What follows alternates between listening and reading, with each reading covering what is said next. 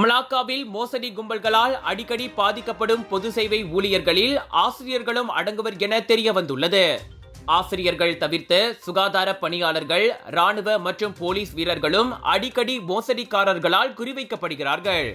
மலாக்காத்துங்கா மாவட்ட போலீஸ் வர்த்தக குற்றப்புலனாய்வு துறையின் தலைவர் சூப்பரிண்டென்டன்ட் முகமது இஸ்வான் அலி அதனை தெரிவித்தார். கடந்த ஆண்டு மோசடிகளால் பாதிக்கப்பட்ட ஆசிரியர்கள் 39 பேர். இதுவே 2023 35 பேர் பாதிக்கப்பட்டனர். இதனால் அவர்கள் இழந்த தொகையும் 1.06 மில்லியன் ரிங்கெட்டில் இருந்து கடந்த ஆண்டு 1.48 மில்லியன் ரிங்கெட்டாக உயர்வு கண்டது.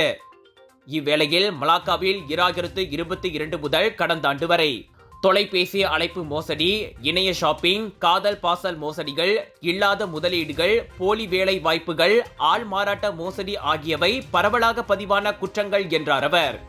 என்ற போதிலும் முந்தைய ஆண்டை விட கடந்த ஆண்டின் முதல் 9 மாதங்களில் பதிவான மோசடி சம்பவங்களின் எண்ணிக்கை சரிவு கண்டு 850 மட்டுமே பதிவாகியது.